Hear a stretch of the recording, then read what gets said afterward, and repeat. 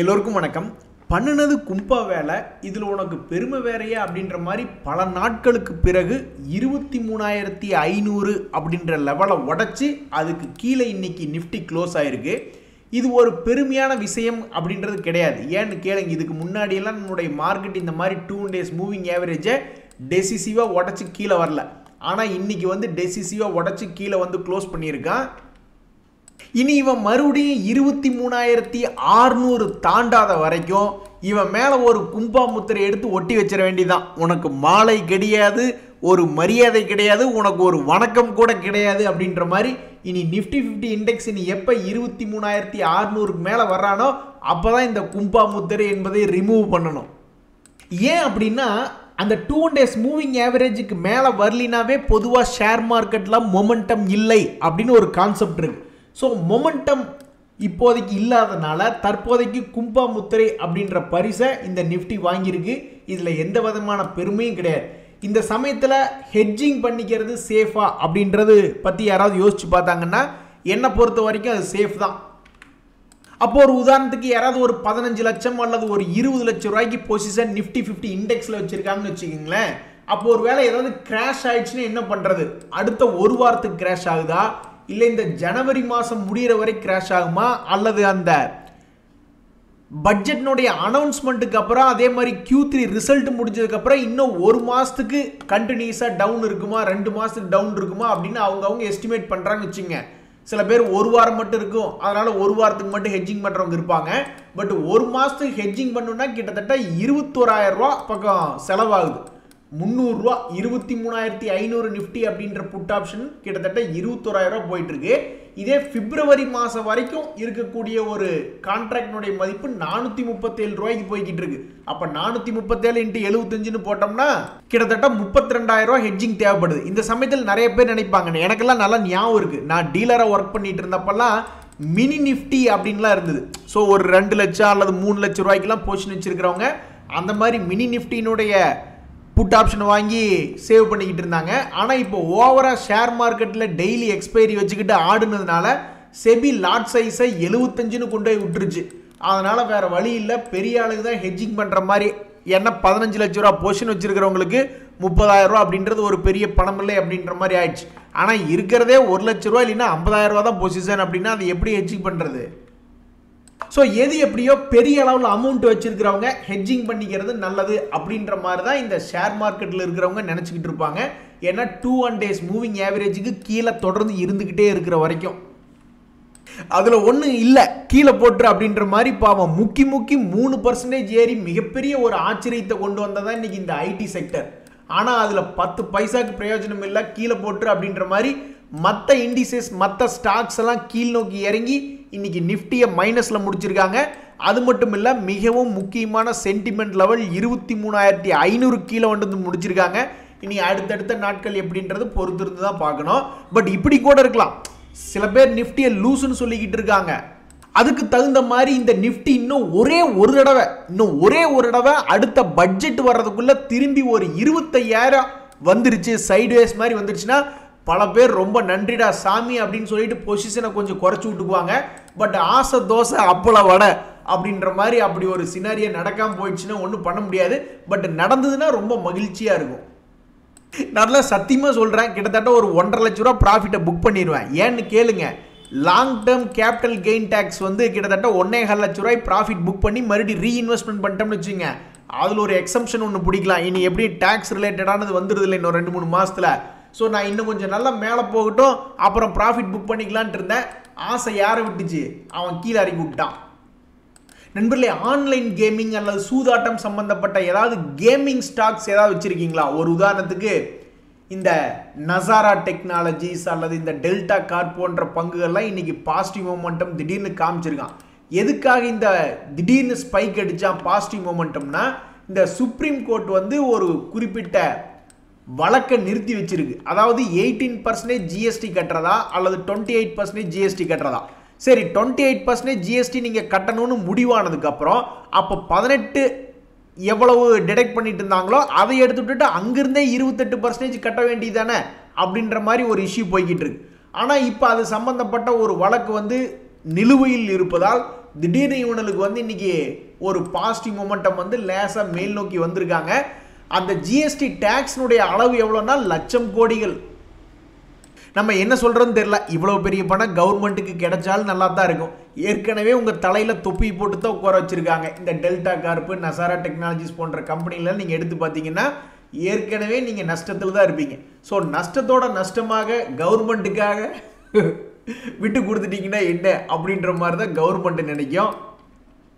ஆனால் இன்னொரு பக்கம் என்ன சொல்கிறாங்கன்னா, இவ்வளவு டேக்ஸ் போட்டால் அந்த கேமிங் இண்டஸ்ட்ரியே முடிஞ்சிடும், அவ்வளவுதான் கேமிங் இண்டஸ்ட்ரியே முடிஞ்சிடும் அப்படின்ற மாதிரி ஒரு பக்கம் சொல்லிக்கிட்டு இருக்காங்க. எது எப்படியோ இன்னைக்கு மிகப்பெரிய ஒரு செய்தி என்ன அப்படின்னா, இந்த கேஸ் நிலுவையில் உள்ளது. அதனால் இந்த 2 கம்பெனிகள் நசாரா டெக்னாலஜிஸ்க்கும் டெல்டா கார்ப்புக்கும் கொஞ்சம் பெருசாக சிக்கல் இல்லாமல் தற்போதைக்கு இருக்குது. நண்பர்களே, நீங்கள் யாரும் ஆசிய மார்க்கெட்டுகள் இன்னைக்கு நீங்கள் கவனிக்கலையா? டேய் தம்பி, உங்களை தான்டா இங்கே வாங்கடா அப்படின்ற மாதிரி நான் அவங்கள கூப்பிட்டு பார்க்குறேன். எல்லாம் கவுந்து படுத்து கிடக்குறானு. ஸோ ஏஷியன் மார்க்கெட்டில் போய் எடுத்து பார்த்தா நம்மளுடைய நிஃப்டியே வெறும் 0.4% தான் இறங்கி கிடக்கு. ஆனால் ஏஷியன் மார்க்கெட்ஸை போய் எடுத்து பார்த்தா எல்லாம் 1%, 1.5% எல்லாம் இறங்கி கிடக்குறாங்க. அப்பாடா பரவாயில்லடா, நம்மளுக்கு ஏற்ற தம்பிகள் நீங்கள் தான்டா அப்படின்ற மாதிரி. ஸோ மார்க்கெட்டினுடைய வீழ்ச்சியில் குளோபல் மார்க்கெட்ஸு ஹெல்ப் பண்ணுது. அப்போ இது கண்டிப்பாக கும்பா குட்டி தான். அப்போ ஒருவேளை உலக அளவில் பியர் மார்க்கெட் அப்படின்றது வந்துடுதுன்னு வச்சுக்கிங்களேன், ரொம்ப வேகமாக இருக்கும். இந்த முறை மிக வேகமாக இருக்கலாம்.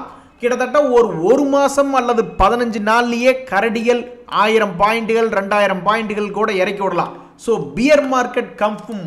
உலக அளவில் குளோபல் மார்க்கெட்ஸ்லேயும் செல்லிங் ப்ரெஷர் வருது அப்படின்னா அதில் வருத்தப்படுறதுக்கு ஒன்றுமே இல்லை. ஏன்னா எந்த பிரச்சனை எவ்வளவு பெரிய பிரச்சனையாக இருந்தாலும் டக்குன்னு ஒரு மாதத்துக்குள்ளே அந்த கரடிகள் முடிச்சு விட்டுரும். ஒரு 1000 பாயிண்ட் இறக்கணுமா அல்லது நிஃப்டி ஒரு 5000 பாயிண்ட் இறக்கணுமா, அது எவ்வளோன்றது அவனுக்கு தான் தெரியும். ஆனால் அத்தனை பாயிண்ட் ஒரே மாதத்துக்குள்ளே முடிச்சு விட்டுட்டு பட்ஜெட் முடிஞ்சு இப்போ இன்னைக்கு என்ன தேதி 10, அப்போ அடுத்த மாதம் பிப்ரவரி 1 பட்ஜெட் முடிஞ்சு அந்த Q3 ரிசல்ட்டும் பிப்ரவரி 10 முடிஞ்சிடும். அப்போ ஒரு மாதத்துக்குள்ளே எல்லாத்தையும் முடிச்சுட்டு நம்ம தலைவலி இல்லாமல் ரிலாக்ஸ் பண்ணி விட்டுருவானுங்க. ஸோ பியர் மார்க்கெட் வந்தாலும் எனக்கு கவலை இல்லை. சைடுவேஸாக இது ஒரு லூஸ் மாதிரி திரும்பி மறுபடியும் பட்ஜெட் சமயத்துக்குள்ளே 24,800 போனாலும் கவலை இல்லை. ஸோ எனக்கு 2ல் எது நடந்தாலும் கவலை இல்லை. ஒன்றா 21,000 வர்ற மாதிரி இருந்தாலும் வேகமாக வந்துடும், அல்லது திரும்பி போகிற மாதிரி இருந்தாலும் வேகமாக வந்துடும். ஸோ அடுத்த ஒரு மாதம் கழித்து பிப்ரவரி 10 எடுத்து பார்க்கும் பொழுது 25,000 வந்தாலும் சந்தோஷம்தான், 21,000 வந்தாலும் சந்தோஷம்தான். ஸோ வரக்கூடிய சனி ஞாயிறுகளை நான் பஜனை பாட போகிறேன். பியர் மார்க்கெட் வரணும், 21,000 போகணும், பியர் மார்க்கெட் வரணும், 21,000 போகணும் அப்படின்ட்டு. துன்பத்திலையும் ஏதாவது இன்பம் கிடைக்குமா அப்படின்ற மாதிரி இந்த quadrant future tech ஐபிஓனுடைய allotment date இன்னைக்கு. ஸோ இன்னைக்கு நாளைக்கு இதை சம்மந்தப்பட்ட ஏதாவது எஸ்எம்எஸ் கிடைச்சிது அப்படின்ற மாதிரி வந்துச்சுன்னா ரொம்ப மகிழ்ச்சியாக இருக்கும். யாருக்கு குடுப்பினை இருக்குன்னு தெரில. நண்பர்கள், இந்த சமயத்தில் ஒரு முக்கியமான விஷயம், யாராவது இதை கவனித்து பார்த்தீங்களா? திடீர்னு க்ரூட் ஆயில் வந்து இன்னைக்கு ஒரு 3% மேல் நோக்கி ஏற்றி விட்டான். அப்போ என்ன ஆகுது? நரியின் முகத்திலே மறுபடியும் முழிக்கிற மாதிரி ஊ அப்படின்னு பார்க்குற மாதிரி. அப்போ மறுபடியும் ஆயில் இண்டியா, ஓஎன்ஜிசி போன்ற ஷேர்கள்லாம் ஃபோக்கஸ்க்கு வருமா? அப்படி ஃபோக்கஸ்க்கு வர்ற மாதிரி இருந்தால் கிட்டத்தட்ட 30%, 20% அந்த மாதிரிலாம் திரும்பி ஏற வேண்டியது இருக்குது. இந்த ஆயில் இண்டியாலாம் பழையபடி கை வந்தான்னா 700 ரூபாயெல்லாம் வரணும். ஓஎன்ஜிசி அதே மாதிரி அவனுடைய பழைய கையெல்லாம் வந்துன்னா கிட்டத்தட்ட 350 ரூபா பக்கத்துலலாம் வரணும். ஸோ 20-30% மேலே மேல் நோக்கி ஏறி வருவானா க்ரூட் ஆயில் அப்படின்ற ஒரு கேள்வி பல மக்கள் யோசிச்சுக்கிட்டு இருக்காங்க. ஸோ ஷேர் மார்க்கெட்டில் எல்லாமே சைக்கிளிக்கல் தான். திடீர்னு ஏதாவது ஒரு செக்டர் கீழே இறங்கும், ஏதாவது ஒரு செக்டர் மேல் நோக்கி ஏறும். அந்த வகையில் ஆண்டவ முன்னியத்தில் க்ரூட் ஆயிலில் திடீர்னு ஒரு 100 வரைக்கும் கொண்டு போகிறாங்கன்னு வச்சுங்க. இந்த WTI பற்றி நான் பேசுகிறேன். ஏதோ ஒன்று பர்சன்டேஜ் வச்சுங்க, எந்த க்ரூட் ஆயிலாக இருந்தால் என்ன, இங்கேருந்து ஒரு 20% சடார்னு ஏதாவது ஏற்றி விட்டு இது போன்ற பங்குகளை மேல் நோக்கி ஏற்றி விட்டாலும் மகிழ்ச்சி தான். நண்பர்களே, இன்னைக்கு இந்த ஆனந்த் ரத்தி அப்படின்ற ஷேர் ஒரு நல்ல பாசிட்டிவ் தான். உடனே நம்மளுடைய மைண்ட் எங்கே போகுதுன்னா, அடே ஆனந்த் ரதி, நீ எல்லாம் இப்படி நல்லா சப்போர்ட்லேருந்து அடிக்கடி மேல் நோக்கி வந்து உன்னுடைய முதலீட்டாளர்களை சந்தோஷப்படுத்துறியே, அப்போ இந்த ஏஞ்சல் ஒன் எப்படி அப்படின்ற மாதிரி நம்ம யோசிச்சு பார்த்துக்கிட்டு இருக்கீங்கள. இவனும் சில நேரங்களில் சப்போர்ட்லேருந்து மேல் நோக்கி போய் சந்தோஷப்படுத்தியவன் தான். இப்போ என்னடான்னா மறுபடியும் கீழே விழுந்து கிடக்கிறா 2500. இனி இங்கிருந்து 1000 ரூபா. ஏன்னா இதெல்லாம் வந்து ரொம்பவுமே வாலட்டிலிட்டியான ஸ்டாக்ஸ். அப்போ இது போன்ற ஸ்டாக்குகள்லாம் வந்து ஏறினாலும் 1000, இறங்கினாலும் 1000 அப்படின்ற மாதிரி ஆடிக்கிட்டு இருப்பானுங்க. ஸோ முக்கியமான லெவலில் இருக்கக்கூடிய இந்த ஏஞ்சல் ஒன் அடுத்து பார்க்கக்கூடிய சில வாரங்களில் மேல் நோக்கி 1000 போகுதா அல்லது கீழ் நோக்கி 1000 போகுதா அப்படின்னு தெரிஞ்சுக்கிறதுல ரொம்ப சுவாரஸ்யமாக இருக்குது. இன்றைக்கி இந்த ரெகுலர் கஸ்டமர் பேடிஎம் அவனை பிடிச்சி இன்றைக்கி லாஸ் பண்ண வச்சுட்டாங்க. பாவம் அந்த ஸ்டாக்கு இறங்கித்தான் கிடக்கு. இந்த ஆல்கைல் பாலாமைன்ஸ் இது போன்ற ஸ்டாக்குகள் இன்றைக்கி இறங்கித்தான் கிடக்கு. நண்பர்களே, இந்த சென்கோ கோல்டு அவனுடைய பிஸ்னஸ் அப்டேட் பண்ணோன்னே எல்லாமே ரொம்ப வேகமாக நடந்து முடிஞ்சிருச்சு. அது எந்த பக்கம் நடந்து முடிஞ்சிச்சுன்னா கீழே -5% கீழே முடிஞ்சிருக்கு. ஸோ இப்போதைக்கு பிஸ்னஸ் அப்டேட் கொடுத்து உருப்படியாக இருக்கக்கூடிய ஒரே ஆள் யாருன்னா டிசிஎஸ் மட்டும்தான். மற்ற எந்த பங்குகள்லையுமே சந்தோஷம் வரல. சென்கோ கோல்டில் 5% கும்பா அவனுடைய பிஸ்னஸ் அப்டேட் கொடுத்ததுக்கப்புறம். இத்தனைக்கும் அவன் க்ரோத்தாக தான் அவனுடைய பிஸ்னஸ் அப்டேட் கொடுத்துருக்கான். அதுக்கே கும்பா. இமாமி லிமிடெட் அப்படின்னு ஒரு ஷேர், இதுக்கு முன்னாடியெல்லாம் எப்பாவது கீழே விழுந்தான்னாக்கா சப்போர்ட் எடுத்து ஏறிக்கிட்டே இருந்து சந்தோஷப்படுத்தி குஜால் படுத்திக்கிட்டு இருந்தான். இந்த முறை முக்கியமான ஒரு இடத்துல வந்திருக்கு. அதாவது இதுக்கு முன்னாடி இந்த ஷேரினுடைய ஹை ஒரு முக்கியமான ஒரு சப்போர்ட் பாயிண்ட் மாதிரி உருவாக்கி வச்சிருக்கு. அந்த இடத்தை உடச்சிருவானா, பிரேக் டவுன் ஆயிடுவானா, இல்லை அங்கே சப்போர்ட் எடுப்பானா அப்படின்றது ஒரு புரியாத புதிராக இருக்குது. அந்த வகையில் இந்த இமாமி லிமிடெட் அப்படின்ற ஷேர் வச்சுருக்கிறவங்களாம் இதை உன்னிப்பாக பார்த்துக்கிட்டு இருக்காங்க. என்னங்க கிட்டத்தட்ட 300 ரூபா இறங்கிட்டானுங்க. 850 ரூபா எங்கே, 550 ரூபா பக்கம் எங்கே, 300 ரூபா இறங்கி போச்சு. ஆனால் அதில் திருப்பி ஒரு 150 ரூபாயாவது நீ ஏறுவியா அப்படின்ற மாதிரி நிறைய பேர் பார்த்துக்கிட்டு இருக்காங்க. கடைசிக்கு கீழே இது ஒரு 300 ரூபா வந்துச்சுன்னா கூட ஏவரேஜ் ப்ரைஸ் இது வருமோ அப்படின்ற மாதிரி பார்த்துக்கிட்டு இருக்காங்க. ஸோ ஏதாவது ஒன்று ரொம்ப வேகமாக இந்த இமாமி லிமிட்டடில் நடந்துச்சுன்னா ரொம்ப மகிழ்ச்சியாக இருக்கும். நண்பர்களே, ஒரு ஷாக்கிங் நியூஸ். அதாவது இந்த தெலுங்கானா கவர்மெண்ட் கிட்டத்தட்ட 466 மில்லியன் அமெரிக்க டாலர் டியாகோ, ரிக்கார்டு, கால்ஸ்பர்க் போன்ற சரக்கு கம்பெனிகளுக்கு பணம் கொடுக்க வேண்டியது இருக்குது அப்படின்னு ஒரு நியூஸ் படித்தேன். அதில் நான் போய் பார்க்குறேன், பெரும்பாலும் இன்டர்நேஷ்னல் ஆல்கஹால் கம்பெனியை.